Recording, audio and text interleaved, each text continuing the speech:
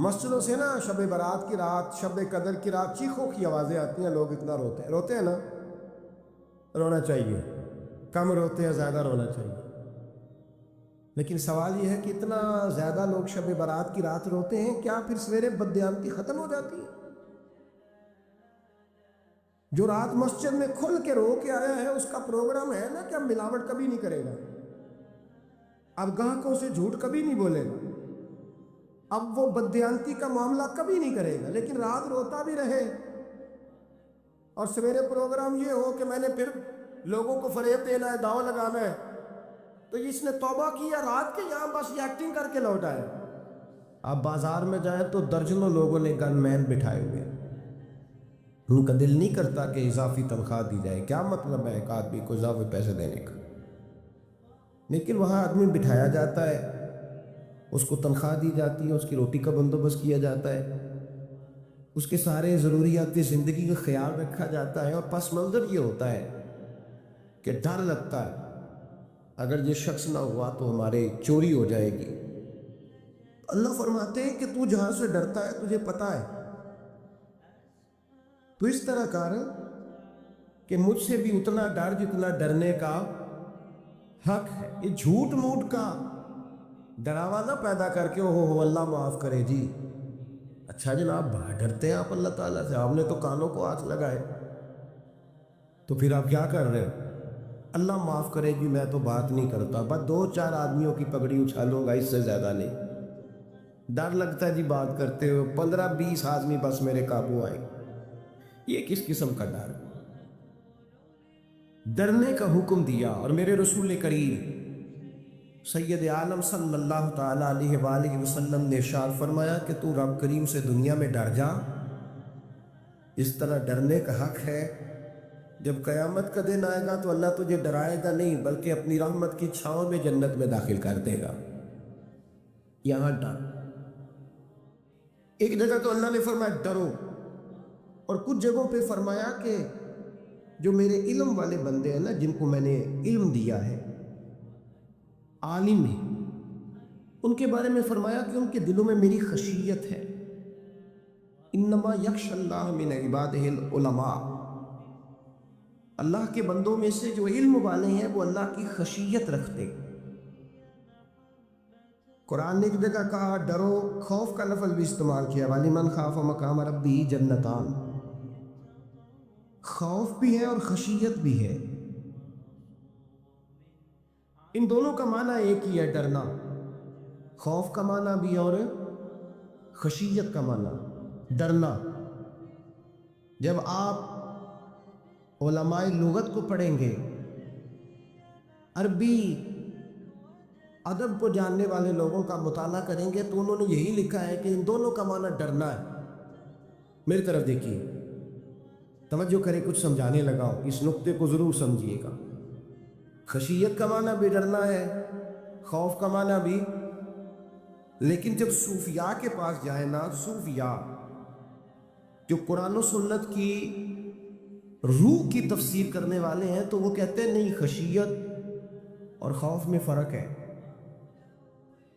خوف اور ہوتا ہے، خشیت صوفیاء اس کی تفسیر اور کرتے ہیں.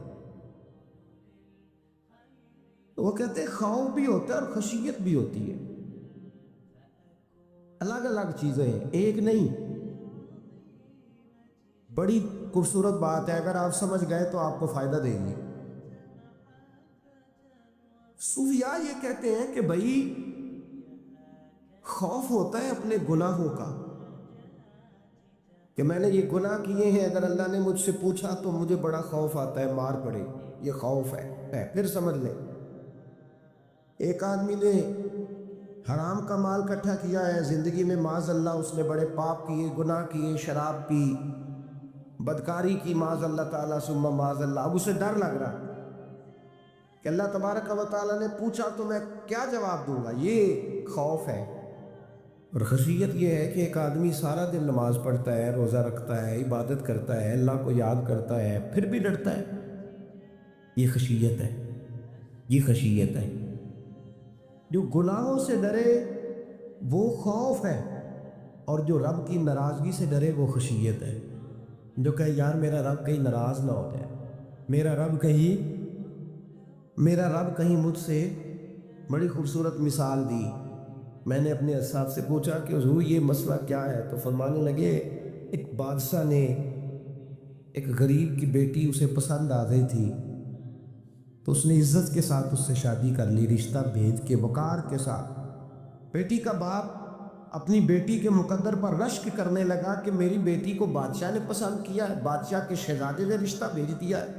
شہزادہ بیاہ کے لے گیا بیٹی کو، 20 کنیز آئے، نوکرانیاں اس عورت کی خدمت کرنے پہ لگی ہوئی ہے، اس کا ہر حکم ماننے کو تیار ہے، لیکن وہ بی بی سویرے بھی رو پڑتی ہے اور شام کو بھی رو پڑتی ہے، روتی رہتی ہے۔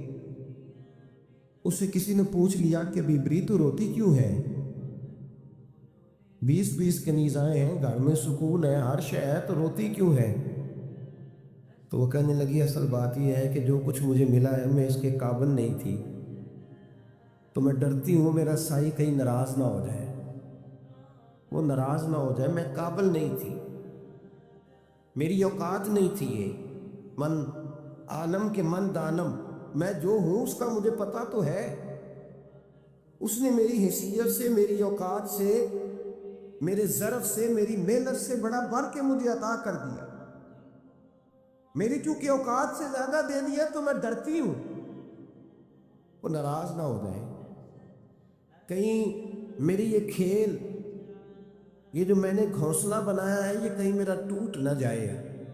میرے بھائی، میرے رسول کریم سید عالم صلی اللہ علیہ وسلم کے امت کے اولیاء، صلحاء، صوفیاء، اتقیاء، صحابہ، اہل بیت، یہ لوگ جب روتے تھے تو یہ کوئی اس لیے نہیں روتے تھے کہ یہ آج دوپہر کو چینی میں ملاوٹ کر کے آئے ہیں تو اس لیے رو رہے ہیں رات کو، اس لیے نہیں روتے تھے کہ آج انہوں نے جو شکر بیچی ہے اس شکر کے اندر بورا ملایا ہوا تھا، اس لیے نہیں رو رہے کہ آج 10 15 20 لاکھ رشوت کا مال بینک میں جمع کر، اس لیے تھوڑی روتے تھے،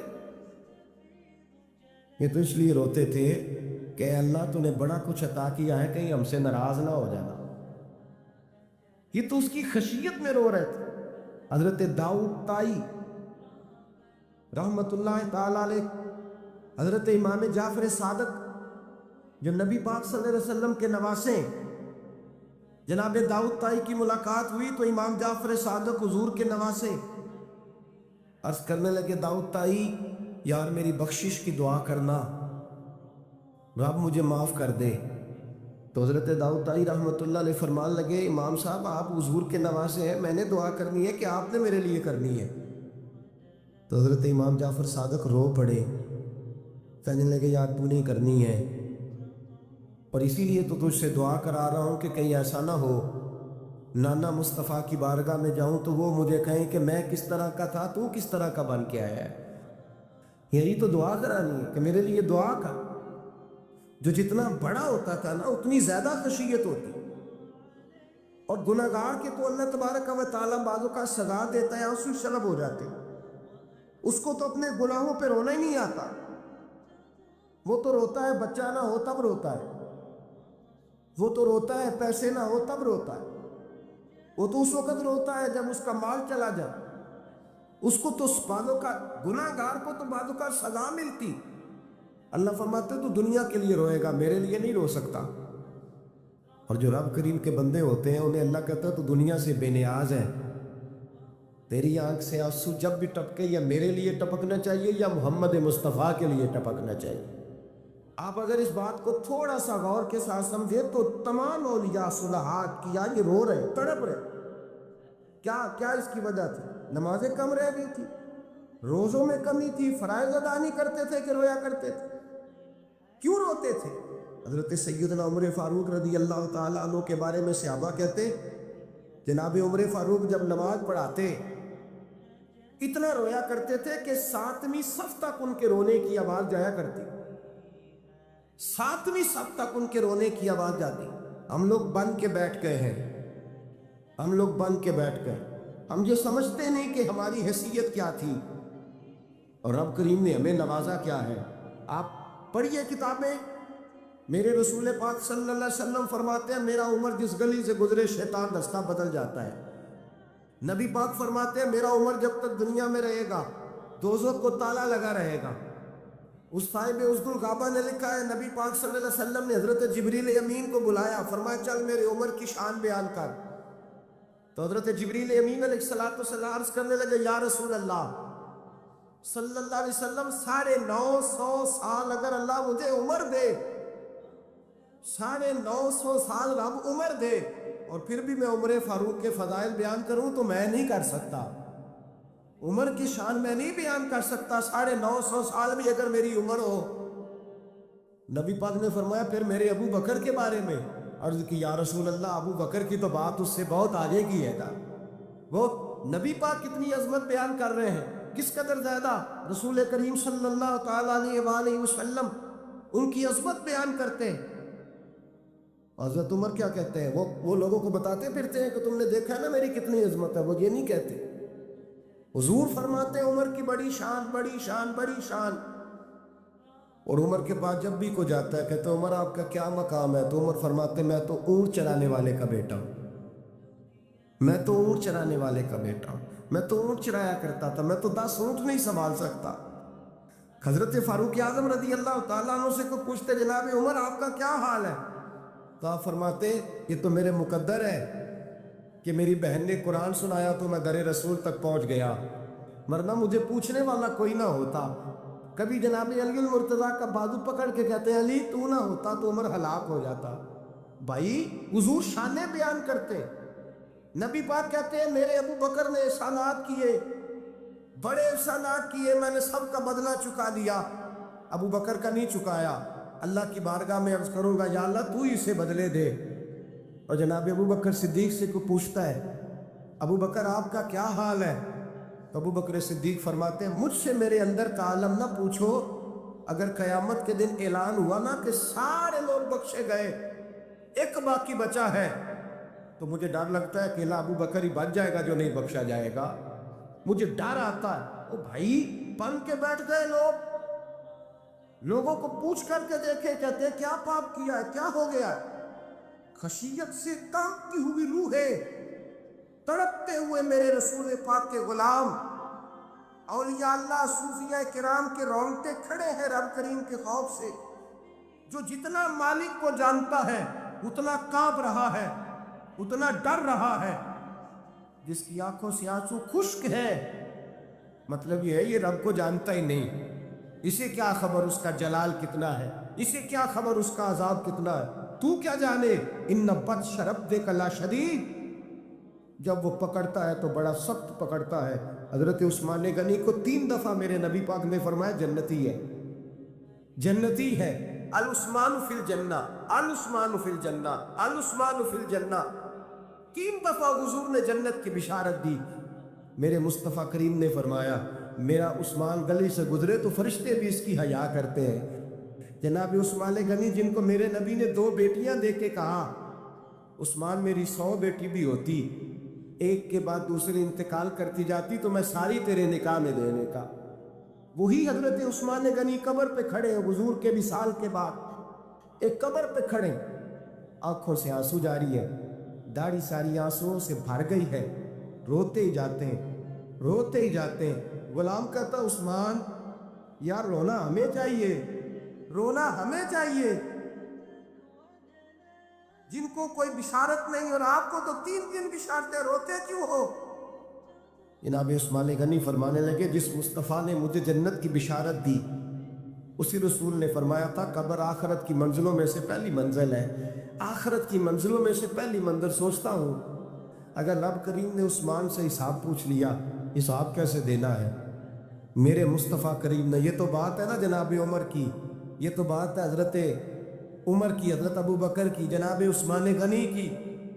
اور جس شیر خدا کے بارے میں نبی پاک نے فرمایا علی منی وانا بن علی، فرمایا علی اور میں 2 نہیں، میں علی ہوں اور علی میں ہے، جن کو فرمایا من کنت مولا ہوں وہذا علی مولا، جس کا میں مولا اس کا علی بھی، اس کا علی بھی، جس مولا علی شیر خدا کو یہ درجہ دیا वली मुर्तज़ा उठे हैं, नमाज का वुज़ू किया है, मुसल्ले की जानिब जाने लगे तो जनाब अली का वजूद थर थर कांपने लगा,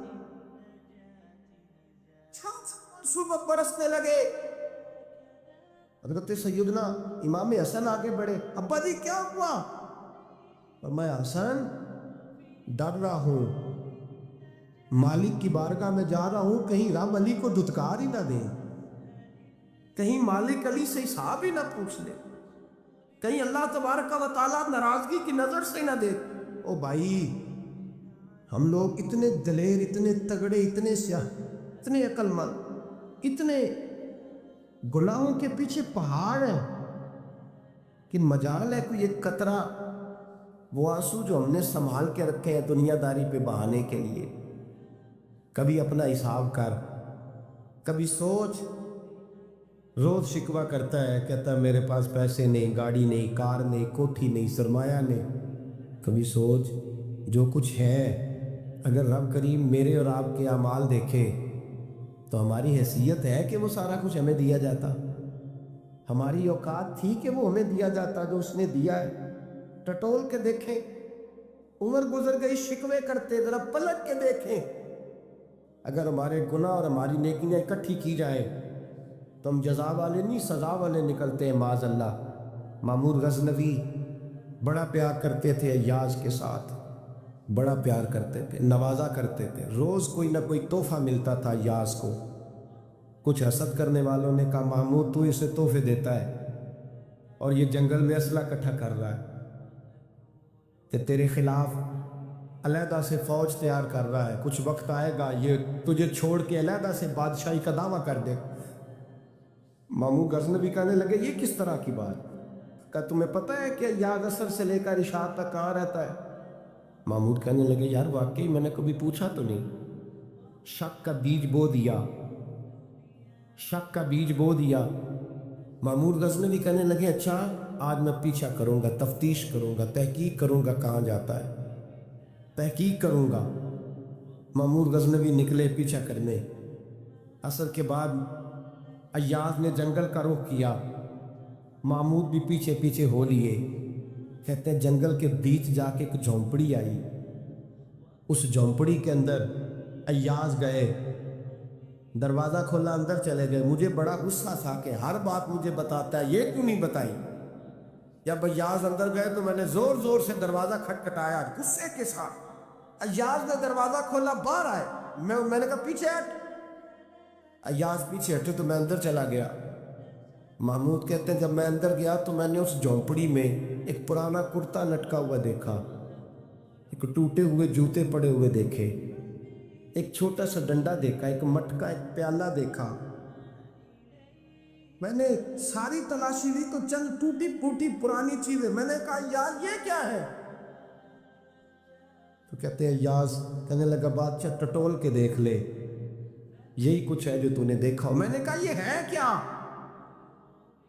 कहते हैं याज़ पैरों में बैठ गया, तड़प के रोने लगा, कहने लगा बादशाह ये मेरी औकात है, ये मेरी औकात है, ये मेरी औकात है, ये मेरी औकात है। का क्या मतलब? कहने लगा जिस दिन तेरे पास आया था ना तो ये मेरी कायनात थी कुल। आज तेरी मेहरबानियों ने मुझे यहाँ तक पहुँचा दिया है। मैं जो तेरा गद्दार नहीं ना होता, मैं जो तेरी नाफरमानी नहीं करता, इसलिए नहीं करता कि मैं हर शाम आके अपनी औकात याद करता हूँ और फिर मुझे रोज़ रात को मेरा नफ्स कहता है इसका वफादार रहना, इसका वफादार रहना। तो इस हाल में था जब आया था, अगर ये बिगड़ गया तो फिर तुझे अपनी औकात का पता है ना। महमूद गज़नवी ने सीने से लगाया, कहने लगे आज तक तू बचा भी इसलिए है कि तू अपनी औकात नहीं भूला। मुल्ला रूमी कहता है अपनी औकात याद रख तो क्या था, तुझे एक रात सोने न दे तो अपनी टांगों पे खड़ा नहीं हो सकता, तेरी वो आंख ले जाए तो कुछ नहीं कर सकता, वो तुझे माजूर कर दे तो कुछ नहीं कर सकता। 30-30 साल के ऊंचे 7 फुट कद के जवान उसने फालत ज़दा करके अस्पतालों में डाल दिए, वो कुछ न कर सके। बड़े बड़े पहलवान جو کہتے تھے کہ ہم اٹھیں تو دنیا اٹھتی ہے، اس نے پھینک دیے من و مٹی کے نیچے، کچھ نہ کر سکے۔ اپنی حیثیت نہ بھول۔ میرے رسول کریم سید عالم صلی اللہ علیہ وسلم نے فرمایا 2 باتوں میں لوگ دھوکے میں ہیں، اوکے میں ہے، اوکے میں ہے، دھوکے میں۔ یا رسول اللہ کون سی؟ فرمایا جو صحت مند ہے وہ دھوکے میں ہے، وہ سمجھتا ہے میں کبھی بیمار ہی نہیں ہوں گا، مجھے روز اسی طرح نیند آئے گی جس طرح اب آتی ہے، میں روز اسی طرح اٹھوں گا جیسے اب اٹھتا ہوں، میں اتنا ہی لمبا چوڑا رہوں گا جس طرح آج ہوں، میرا حسن اسی طرح قائم رہے گا جیسے آج۔ تو دھوکے میں ہے، دھوکے میں۔ بڑے بڑے آئے اور بڑے بڑے مٹی کا ڈھیر ہو گئے، فنا ہو گئے، کل من علیہ فان، فنا ہو گئے، کوئی پوچھنے والا نہ رہا۔ اور میرے رسول پاک نے فرمایا جو فارغ ہے، جن کو رب نے اپنی عبادت کے لیے فارغ کیا، اپنے دین کی نوکری کے لیے فارغ، وہ بھی دھوکے میں ہیں، وقت ضائع کر رہے، چوک اور چوراہے میں کھڑے ہیں۔ میرے بھائی، جب اپنی حیثیت انسان بھولتا ہے، حیثیت بھولتا ہے، پھر وہ شکوہ کرتا ہے۔ جب اپنی اوقات بھولتا ہے پھر شکوہ کرتا ہے۔ جب وہ بھول جاتا ہے کہ میں کیا تھا پھر وہ شکوہ کرتا ہے۔ حضرت سیدنا امام اعمش رحمۃ اللہ علیہ بازار میں کھڑے تھے تو بادشاہ کا بیٹا گزرا کر کے گزرا، آپ نے بازو پکڑ کے کھینچا اور میں جا کے اپنی ماں سے پوچھ اور اپنے باپ سے پوچھ تیری اوقات کیا ہے۔ اکڑ کے چلتا ہے، جا پوچھ ان سے تیری حیثیت کیا ہے۔ حضرت جناب سیدنا امام اعمش نے ڈانٹا تو واپس آیا، آگے کہنے لگا ابا وہ امام کیا کہتا تھا کہ میری اوقات کیا ہے، کیا اوقات ہے میری؟ تو باپ اور ماں دونوں گھورنے لگے، کہنے لگے بیٹے ہمارے پاس دولت بھی تھی، گھر بھی تھا، مکان بھی تھا، جائیدادیں بھی تھی، بادشاہت بھی تھی، پر ہم دنیا کے دروازوں سے بھیک مانگ مانگ کے تھک گئے تھے۔ عرش کا مالک ایک بیٹا عطا نہیں کرتا تھا، ایک بیٹی نہیں دیتا تھا، تھک گئے تھے، روتے تھے، سسکتے تھے۔ پھر وہی امام احمد جنہوں نے آج تجھے گلی میں کھڑا کیا ہے، اس کے دروازے پہ جا کے بیٹھ گئے۔ ہم نے کہا رب ناراض ہو گیا، دعا کرو ہم سے راضی ہو جائے، چلو زیادہ نہیں، ایک لال ہی ہمیں دے دے۔ کہ امام احمد دعائیں کیا کرتے تھے تو تب اللہ پاک نے تو ہمیں عطا کیا تھا تیری۔ او بھائی، یہ جو ایمان ہوتا ہے یہ بندے کو طاقتور کرتا ہے، بندہ مضبوط ہو جاتا ہے۔ مجھے بتائیے نا، جب ایمان پکا ہو کہ روزی دینے والا اللہ ہے تو پھر بندہ کسی مالدار آدمی کے پیچھے کبھی بھاگتا ہے، کبھی کسی بڑے آدمی سے ڈرتا ہے؟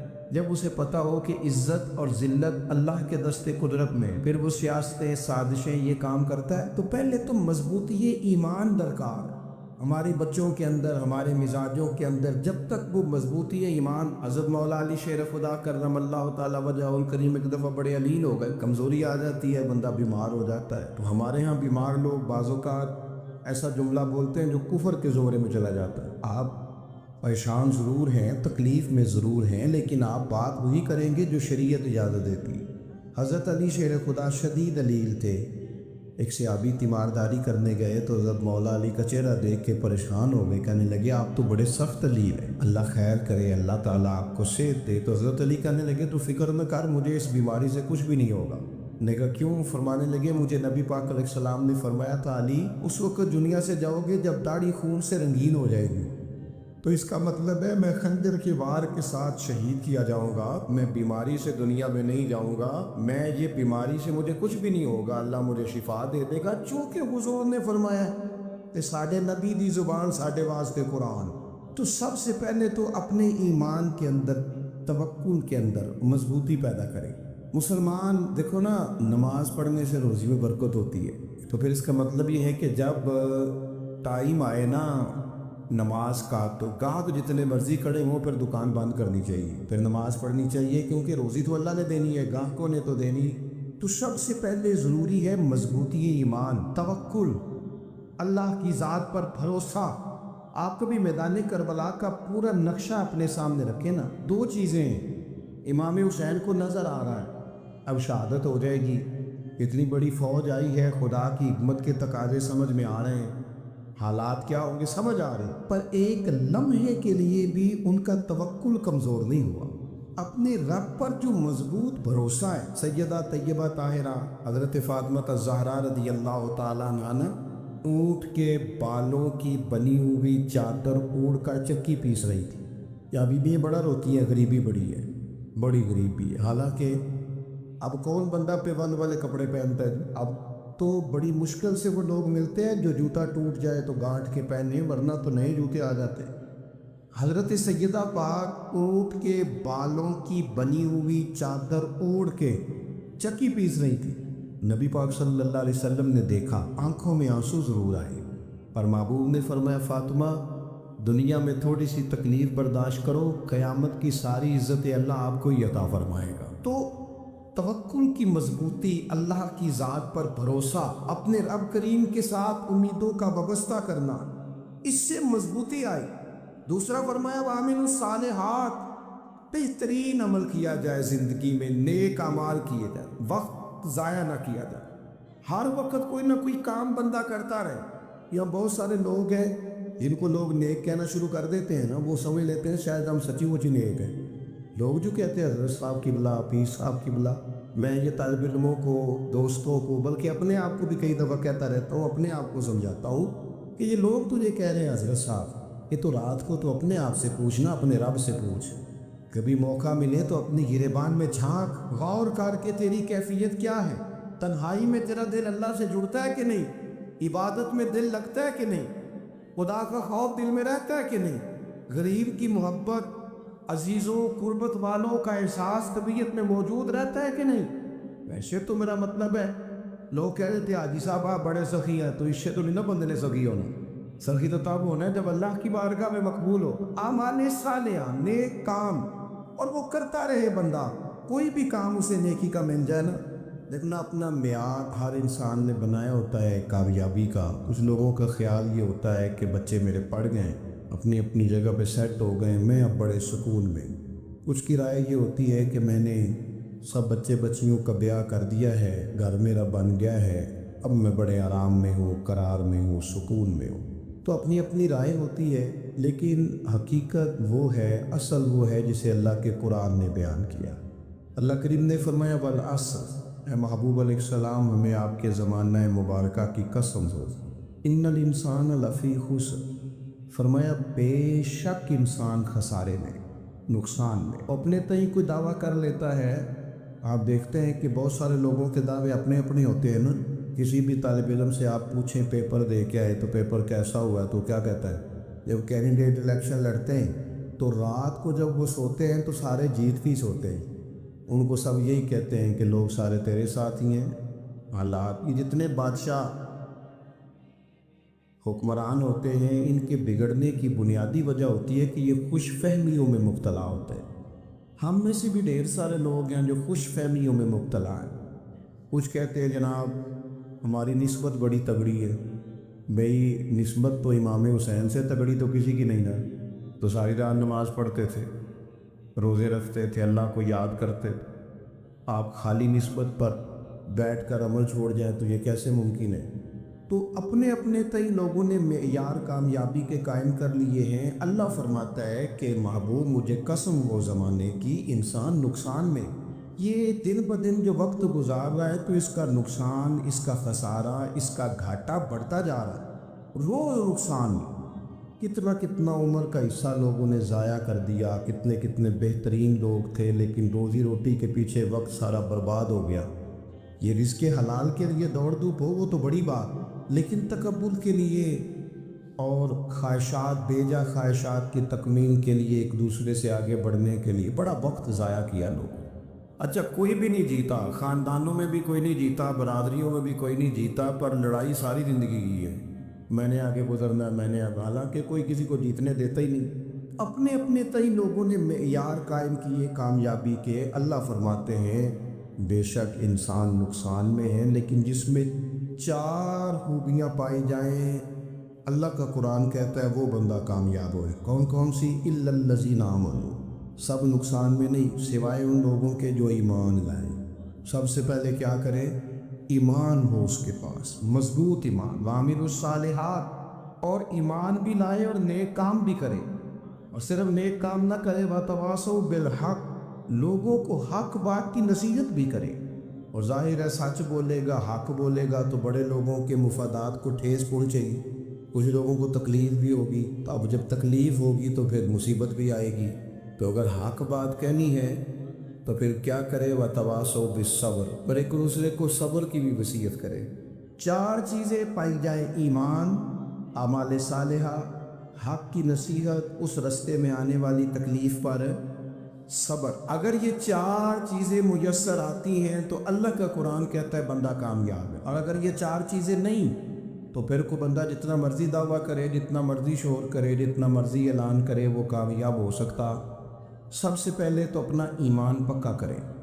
یہ جو کچی پکی باتیں کرتے ہیں نا لوگ، مسلمان جو ہوتا ہے نا، مسلمان وہ لاوارث نہیں ہوتا، وہ وارث والا ہوتا ہے۔ اس کا رب ہر وقت اپنی رحمت سے اس کی حفاظت کرتا ہے۔ مسلمان ہر وقت نبی پاک علیہ السلام کے نگاہ کرم میں رہتا ہے۔ اسے کمزور باتیں نہیں کرنی چاہیے کہ میرے کو پیچھے چڑھ گیا تو پتہ نہیں کیا ہو جائے گا، برادری مخالف ہو گئی تو پتہ نہیں کیا ہو جائے گا، سچ بول دوں گا تو لوگ پتہ نہیں مجھے مار دیں گے۔ ایسا ہو نہیں سکتا۔ چھری حضرت ابراہیم چلائے بھی نا تو حضرت اسماعیل کے حلق پہ چلنا اس نے تب بھی ہے جب اللہ حکم کرے گا، تو اللہ کی حکمت ہوگی۔ حکمت الہی ہوتی ہے تو کوئی کام ہوتا ہے، ورنہ ہوتا تو اپنی طبیعت میں مضبوط ایمان، توکل، اللہ پہ بھروسہ، مضبوطی افکار کی، کچی باتیں نہیں۔ دیکھو نبی پاک صلی اللہ تعالیٰ علیہ وسلم نے فرمایا نیکی کو کبھی حقیر نہیں سمجھنا، کبھی حقارت سے نہیں نیکی کرنی کہ یہ بڑی چھوٹی ہے تو میں اس کو کروں گا۔ فرمایا کبھی حقیر نہ سمجھنا، نیکی کا کام جو بھی ملے کر دینا۔ فرمایا اگر بھائی سے مسکرا کے ملو گے بنا تو اس پر بھی اللہ تمہیں صدقے کا ثواب عطا کرے گا۔ ہم تو اس دین سے کے ماننے والے ہیں جو کہتے ہیں تو گلی سے روڑا اٹھا دے، کانٹا اٹھا دے، کسی کی تکلیف دور کر دے، کسی اس پر گنجائش کر دے، کسی کے لیے آسانی کر دے، جو بھی خیر کا کام میسر آئے پورے دن میں اسے چھوڑے نہیں۔ صبح گھر سے نکلے، وہ ایک صحابی تھے، غالباً تابعی تھے، تو بازار جاتے اپنے غلام کے ساتھ تو سارا بازار گھوم کے واپس آ گئے۔ خادم نے کہا جناب کو نہ کوئی خریدا نہ کچھ بیچا، تو آپ سارا بازار گھوم کے آ گئے۔ فرمانے لگے تیرا کیا خیال ہے؟ میں نے کچھ بھی نہیں کیا۔ کہا جناب پھر کیا کیا ہے؟ فرمانے لگے تم نے دیکھا ہے جو بندہ بھی گزرا ہے میں نے اس کو کہا السلام علیکم، تو کتنی کو نیکیاں میں جمع کر کے آ گیا ہوں۔ کوئی خیر جو میسر آئے، ہم سمجھتے ہیں کہ شاید کو کروڑ کو روپیہ ہوگا تو پوری مسجد بناؤں گا تو پھر میں نے نیکی کر دی، شاید جناب میں، حالانکہ یہ چھوٹے چھوٹے کام ہیں نا، چھوٹے چھوٹے کام، ان کی تو زیادہ ضرورت ہوتی ہے، ان کی تو زیادہ حاجت ہوتی ہے۔ کوئی آپ رستے میں گزر رہے ہیں تو نیچے کوئی کھڈا بنا ہوا ہے تو اس پر ہم کیا کرتے ہیں؟ گاڑی میں بیٹھ کے تبصرہ کرتے ہیں اے روڈ کھورے کدوں بڑھنا ہے بھئی، یہ کھڈا ہے نا تو آپ نیچے اترے نا، تو آپ دھاوڑا لیں نا، کئی پکڑے نا، یہ تو 5 منٹ کا کام ہے، یہاں آسانی کر دے نا، آپ اس میں گنجائش کر دیں۔ حضور سید عالم علیہ السلام نے فرمایا، امام راضی نے حدیث لکھی ہے، قیامت کے دن ایک بندے کو اللہ معاف کرے گا تو مالک وہ بندہ عرض کرے گا یا اللہ میں تو بڑا گنہگار ہوں، کس وجہ سے معافی ہوئی؟ فرمایا رات کے وقت تو گزر رہا تھا، تیرے پیر سے روڑا ٹکرایا تھا، تو نے اٹھایا ادھر ادھر دیکھ کے کہ کوئی اللہ کی کسی بندے کو تکلیف نہ ہو جائے۔ کمالی کو وہ تو میں نے زمانہ بیت گیا، کوئی اتنی بڑی بات بھی نہیں سمجھی، تو رب کریم نے فرمایا تو رات کے اندھیروں میں بھی میرے بندوں کا خیال رکھتا تھا تو میں تیرا خیال نہ کروں؟ کوئی عمل ہمارے ہاں لوگ کوئی کام نہیں کرتے، بالکل نہیں، کوئی کام نہیں، نہ بڑے نہ چھوٹے نہ سمجھدار نہ ان پڑھ، کچھ بھی نہیں، نشستن گفتن برخاستن، بیٹھو راج کے گپے مارو، تبصرے کرو، فلانا کچھ نہیں کر رہا، فلانا کچھ نہیں کر رہا، اس کے بعد اٹھ کے چلے جاؤ، کہ کچھ کرے، وعامل الصالحات، نیکیاں جمع کرے زندگی میں، خزانہ بنائے، خزانہ، اپنی ڈیوٹیاں اپنی ذمہ داریاں پوری کرے، ہر وقت کام، ہر وقت ذمہ داری، ہر وقت ڈیوٹی،